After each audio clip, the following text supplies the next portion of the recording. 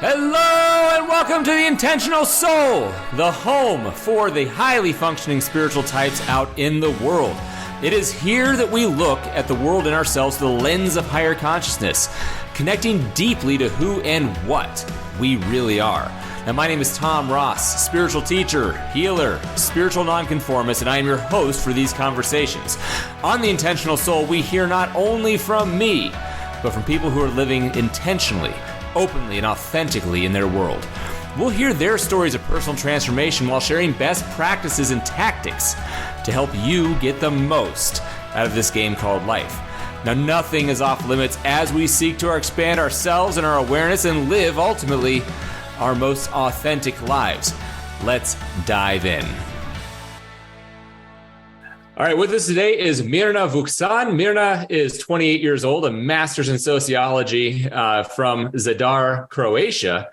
And Mirna had dealt with depression for most of her life and eventually has found her own path for herself through organic practices such as meditation and yoga. And Mirna, I appreciate you being with us here today and willing to kind of share your story. Great. Awesome. Tell us a little bit about yourself and your background. Well, I'm from Zadar, Croatia. Like you said, I've pretty much for the most of my life spent in school. I spent about 7.5 years getting my degree in sociology, like you said. And, I've worked a lot of different student jobs, and I've had some regular jobs after I finished. And that's pretty much it, yeah, in short. Awesome. Yeah. You talked about having kind of struggled with depression for most of your life. What was like, when did that show up for you in your life? And then what was your experience of the depression? Well, I think it showed up when I was maybe kid, maybe around 11, 12, 13. I wasn't really, aware that it was a depression when I was a kid. So, I just, lived my life regularly. I was just, low on energy, and I was kind of pessimistic and, depressed just overall. But then when, as I kind of started to grow up a bit, it became more difficult to deal with it. So I, realized after a while that it, especially, spending a lot of time online and seeing a lot of different things online, you kind of learn yourself that that's called depression, and that it's, even kind of normal, and that it's a common thing. And so I've never, been diagnosed, and I've never reached for help professionally, but I've kind of learned to, live with it and to accept it and to have my own ways of coping with it and to kind of, helping myself on my own. So when you were younger and it was, just low energy and whatever else was going in your adolescence, were people just kind of like parents or older people, were they basically just saying, oh, it's just, being in the United States, it's like, oh, it's just being a teenager, just being mopey or pouty or whatever. And was it dismissed, or did anybody ever look and say, oh, maybe there's something going on here? It was, for the most part, it was dismissed. It was considered, normal for that age. It was considered maybe even, attention seeking or things like that, which is all, ordinary things. And, I live in a, let's say, traditional area, and people are kind of more religious, and people are a bit close-minded, I would say. So there isn't a lot of knowledge about things like that. But on the other hand, I was lucky because my mother has, she went for years and years to a therapist. So okay. So I was lucky that she was, even though she also wasn't completely accepting of my, moods and my situation, my condition, there was also a bit of a thing for her to be aware of the fact that that it's something that I can't really affect, so easily, especially while I was younger. Got it. And so the environment, when you say that more of a traditional environment, what I hear, and I want to make sure that I have this right, is it's kind of like nobody is really like, it's not that it doesn't exist. It's outside of like the box of the paradigm. So the paradigm that what I'm imagining you're saying is of your area is that everything's fine all the time and it exists within this. And if there's this thing called depression, like it's out here. So it doesn't really exist within what they can see, but you're out here feeling it, but it's not anything that's in the scope of what they're able to understand or accept. Was that what I'm understanding? Yeah. Okay. Yeah, for sure. Yes. Okay. And so when you were moving into like more young adulthood, you're going through school, like at what point in your in your process did you think to yourself, hey, this is persistent, there's something going on here that isn't, I don't feel normal, I don't feel right? Like what was that process for you, and how old were you when that happened? Well, I became aware of those things loosely when I was, let's say, when I maybe started university when I was 18, and throughout that period, but not so much. But then when I moved to get my master's degree to Zagreb, which is a bigger city, and that was like a goal that I had, that I wanted to move from my hometown because it's a smaller town. I never liked living here.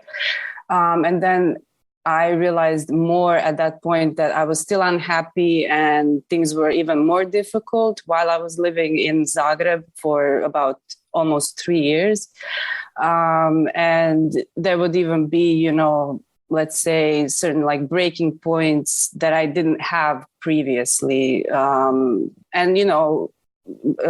my mental state was definitely getting worse, Tell me about like breaking points that weren't there previously. What do you mean? Give us an example of something that you.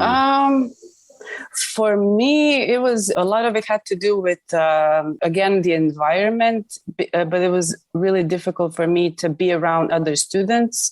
I came to a bigger university and to a bigger city. But the mentality is again different, and so I just.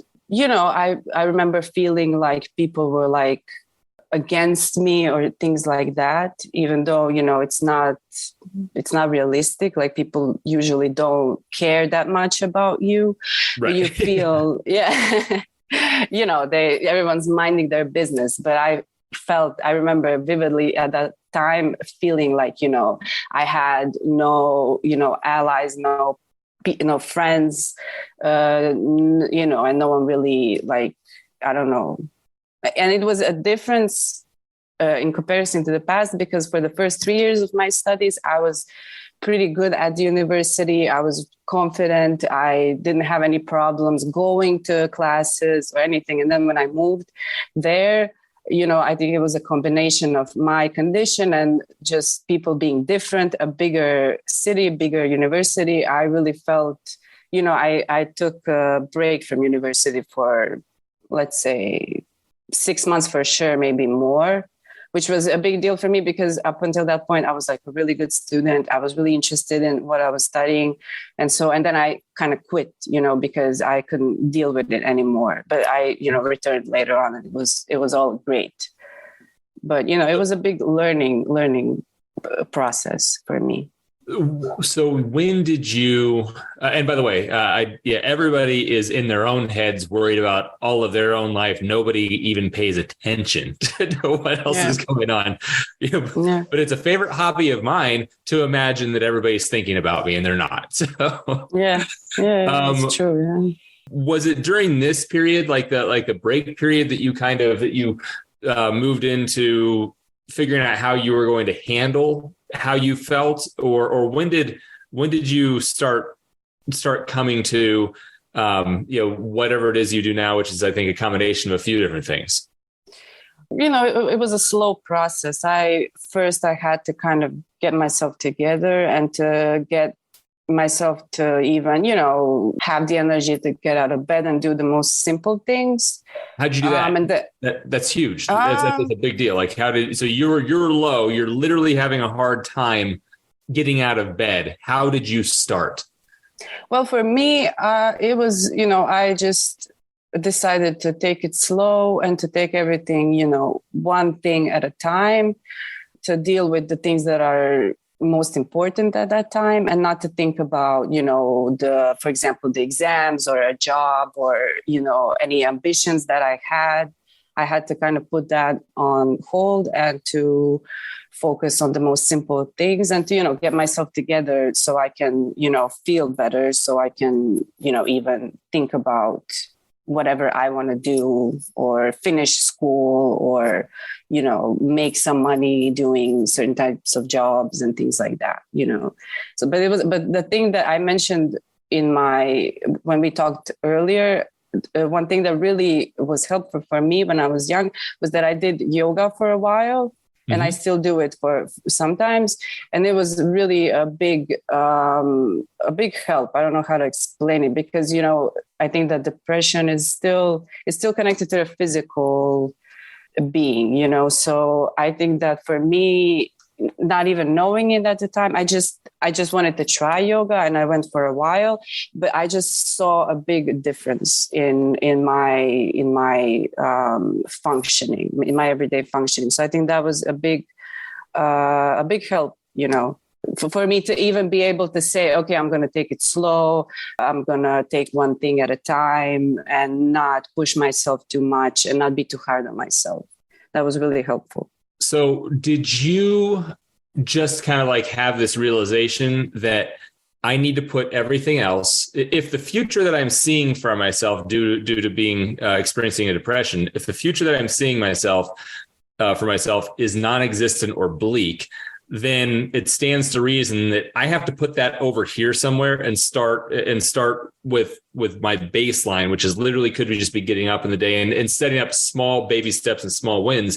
Did you just like have this idea on your own, or did you find it through friends or support groups or online? Like where did you even come to your process?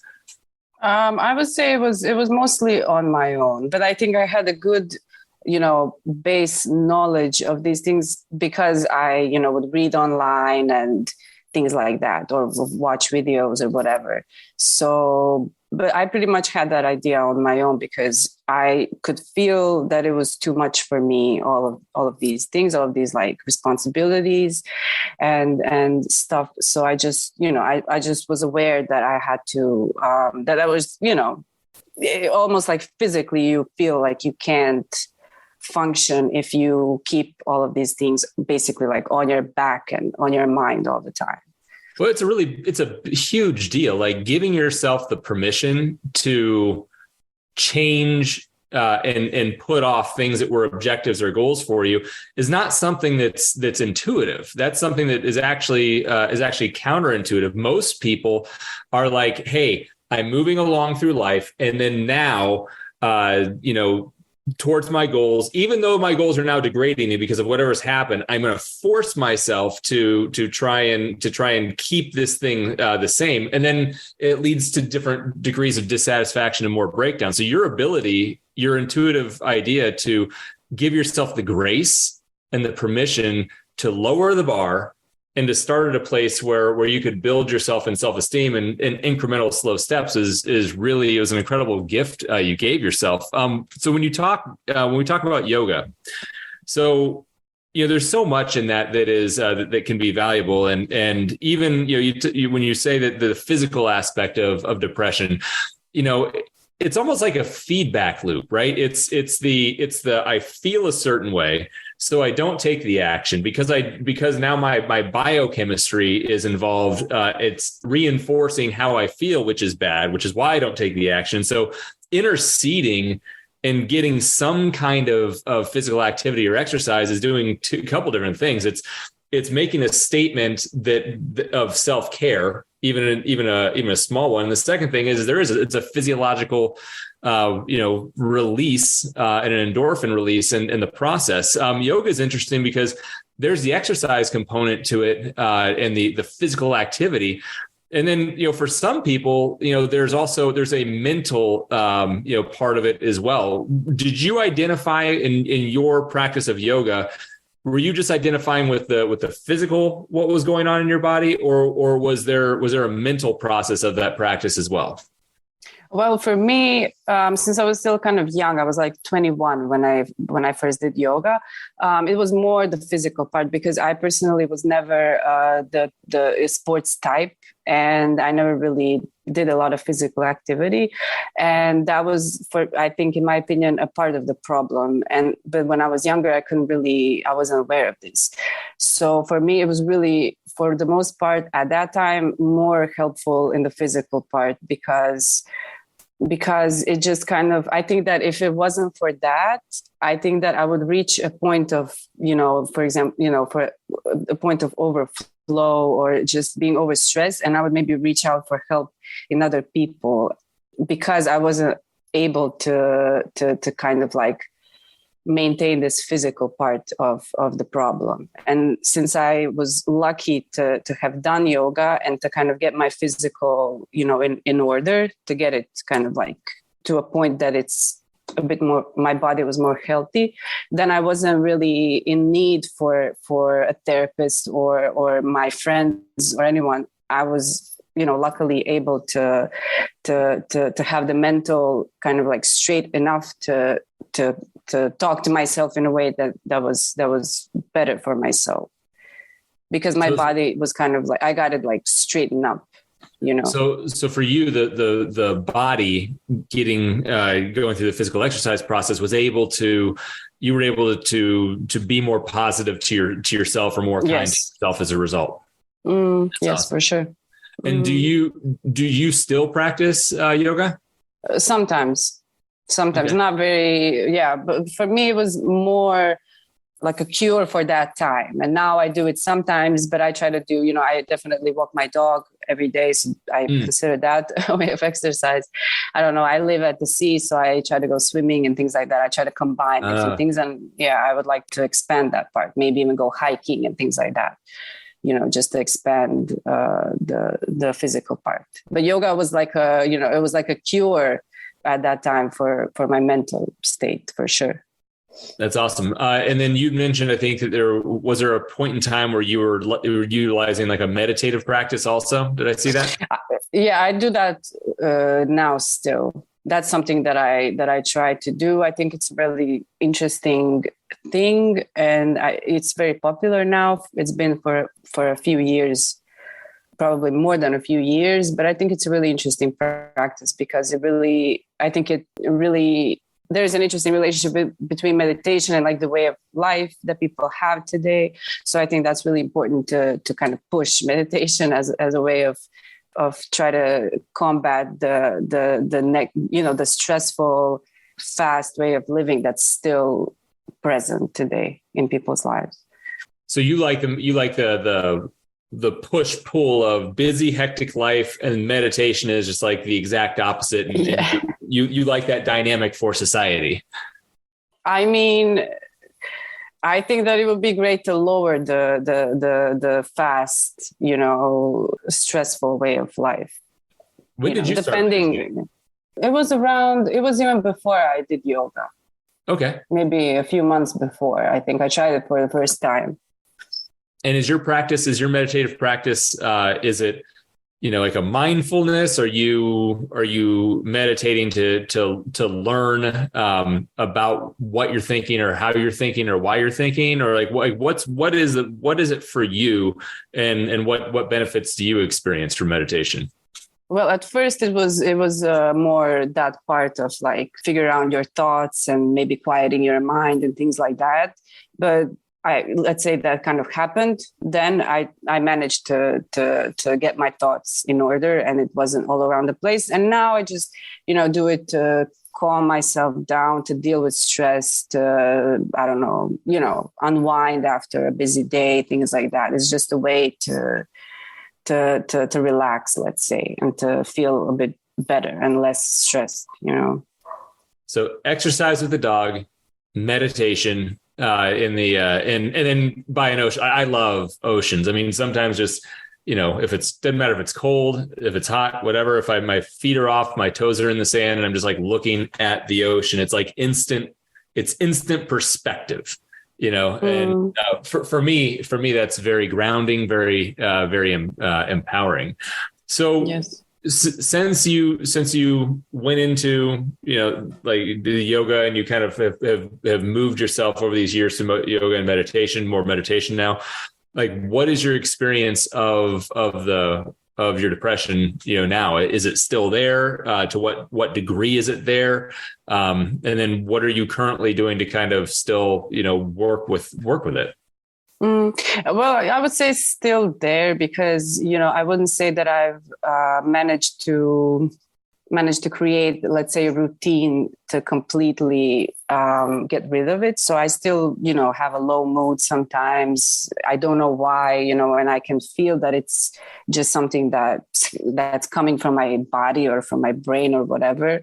But since I've had all of those experiences, and since I've, felt like really bad for, periods of years and, longer periods of time, now, I just try to, do whatever I can to feel better.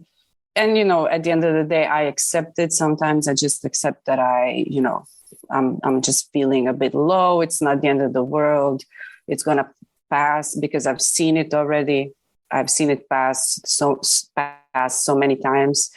So, you just live with it and, but I have a lot of confidence and like faith or whatever that it's going to get even better, and that it's going to be even less days with a bad mood and like low energy and all of those things. I think that's so valuable. And I think that many people who experience, lows, they don't know how to trust that it'll pass. And, then they resist it. Right. And then anytime you're resisting anything, all you do is you keep it, in place longer. How long did it take you to learn to accept the swings that you experience, versus just, immediately going into defense? There's something wrong. There's something wrong. There's something wrong. Well, I would say for the last probably, 5 or 6 years, I've been, dealing with things. But let's say at the beginning of those 5 or 6 years, there were more, for example, conflicts with people in my family, like more intense experiences. But then it, kind of became easier to deal with it. Did you have any kind of support group in this entire process that you've gone through, or have you just been, kind of like a on your own, finding your own way? Well, I have people in my life. I have a family, I have friends, but I never really, I didn't really talk to people about it. But I am lucky that some of my friends that have known me for a long time know that I can, that I do experience all of these things, and they know, everything that I've went through in my life generally. So there's like a subtle understanding on their part, which is, for me, that's a good thing, because, I don't even always feel like talking to people, and I just have a habit of not talking to people about it. So, having people understand certain things without saying anything is a great thing for me. But yeah, pretty much, on my own. How have you had to, let's say, be flexible with yourself to be able to? Well, like I said in the beginning, accept, like, letting go of certain ambitions and certain things that I want to do. And then on the other hand, like, sometimes it would even feel good for me to like get a job that I'm not attached to, that I don't personally, that's not my, career, just to, survive, basically, to make money. Yeah, that's pretty much, just accepting that you have to sometimes put your desires aside And, it's not the worst thing that you can do, Yeah, it's huge. Is there, in terms of like, do you find yourself in this process? Have you acknowledged how courageous that you've been with yourself through the process? Have you given yourself credit for that kind of thing yet? Sure. Yeah. Yeah. Where do you think courage? Where have you had to deploy the most courage in your world? Was it putting stuff aside that you thought you were doing, or was it something else entirely? I would say maybe relationships with mostly my family members, because I don't know how to really put it into words, but I guess I had to have some courage to kind of move myself away from certain people, to accept that, not everyone is good for you, because you're kind of like taught that especially your parents, but anyone from your family, that you have to tolerate certain things, and that can be kind of bad for you sometimes. So I had to, move myself away a bit, so that, and I've seen that I've gained more respect from those people once I've kind of like put boundaries and, like just let them know that I'm not, that they have to respect me and my whatever opinions, my moods, my everything, my way of life, Yeah. With all the success that you've had, bringing yourself along, being gentle with yourself, putting yourself in a position where you're continuing to move, like what's the biggest challenge that's still that's still on the horizon for you? Is there something that you've put aside that you haven't taken on again? Is it what's the challenge right now for you? Well, it's definitely my, let's say, career. I've definitely, put aside my original desires. I would like to be, a researcher. I would like to write scientific papers. That's what I have a degree in. And I think that's a very valuable thing to do, especially in sociology, because it's, it's not that well researched, and I don't know, I think it's important for people in general to learn about sociology more, because it's really something that affects our lives in many ways that we're not aware of. So I would definitely like to, go back to that more, and essentially to create a career that, that I want, that I wanted in the past. What's the challenge component of that? Is it barrier to entry to get in? Is there still something that you're working through to be able to put yourself out there and go for it? Like, what's the challenge? I mean, it's both of that. It's on one hand, it's when you kind of like been out of it for a while, it seems difficult, so I have a bit of like a break on myself to even go for it, because it seems more difficult from this perspective. But it's also, it's a very like academic field, which is definitely, it's a community that's kind of closed, and, at the end of the day, I would have to get a doctorate, maybe a PhD to be accepted and things like that. But I would also like to, maybe even just be a writer without getting a PhD. So I would have to see my options when it comes to that, but I'm aware that I would have to, create kind of like a unique path, because, it's just what it is. That's the type of work that is. You can either, be a researcher with a PhD and kind of like follow older colleagues, or you can try to maybe make something for yourself.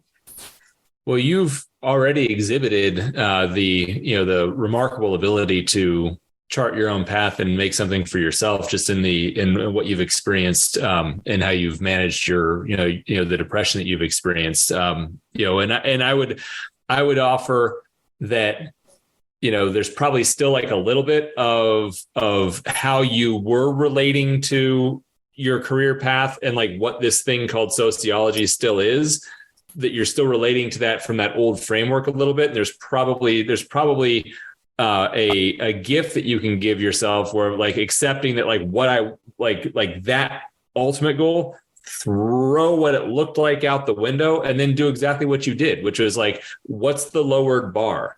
What's the, what are the steps that I can do incrementally, in a small way to build myself towards whatever this next thing is. And you may not even know what that looks like, yet. It's just one of those things where it's like, you didn't know when you started giving yourself like the permission and the self-care, you had no idea what it was going to look like. It just felt like the right thing to do at the time. And you may be able to apply some version of that towards moving towards your preferred, avocation and eventual career path. You may be able to do a version of that where you're just doing instinctively like little things that are moving to something. And then all of a sudden, 2 years down the road, you go, oh, I understand what this thing's going to be now, And so I'm very, very, very excited for you to apply this methodology that you already did for yourself organically and turn it towards this thing that you loved and you wanted to do. If you were going to kind of share something with someone who's listening, who maybe is in a position where they don't feel, right, with themselves all the time, and they're, they experience, what their understanding of depression is, and they're kind of like in that stuck position. They don't know what to do. They don't really know how to kind of get themselves, moving. Maybe they're even in some kind of like therapy, or maybe they're not. Maybe that's not a path they want to do. Like, what would you tell somebody like that that's looking to break out?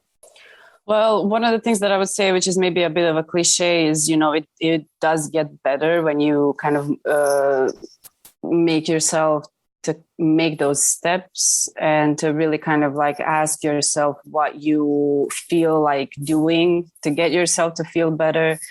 You can really see the progress after a while, for sure. And I definitely remember feeling stuck and feeling pessimistic and feeling all of these dark things, especially as a young person. But I've definitely seen a progress, and I've seen that it really, it gets better when you kind of focus on yourself and your needs and you fulfill them, and you see, when you see a progress. But it's also, for me personally, something related to my, mental state, and also something related to my career. Something that keeps me stuck is like a certain amount of perfectionism. So I have a problem with doing anything if I feel, if I think that it's not going to turn out the way I imagined. And that's also not, it's not a good thing for anyone. I think that you should always try to do as much as you can. Just, do something, just, create something. And maybe in the future, something better you'll be able to create something better, but you'll at least move from that stuck place. Outstanding. Mirna Vuksan, thank you so much for spending some time with us here today. Inspiring story, and really appreciate you sharing yourself with the listeners. How, if somebody wants to reach you in some capacity, like what's the best way? Maybe through my email. Should I say it here right now? Yeah, perfect. It's my email is mirna.vuksan13@gmail.com. Perfect. And we'll make sure we have links in the show notes as well. So thank you so very, very much. I am excited for your future. I'm excited to see what you do next, and a year, 2, 5 years down the road. So much life, and so much experience that you've already had, like where you are. You're on an incredible trajectory. Congratulations. Thanks. And thank you for having me. Absolutely. All right, this has been another episode of the Intentional Soul Podcast. Thank you so much for joining us today. Remember to leave a 5-star review if you found this content of value. And as always, I'm your host, Tom Ross, Master Practitioner of the Advanced Rapid Enlightenment Process and Rapid Enlightenment Process developed by Matthew Ferry. You can reach me at tom@tomrosstalks.com, and the website to engage and be a part of any classes, trainings, or sessions I have going on is www.tomrosstalks.com. Until next time, peace.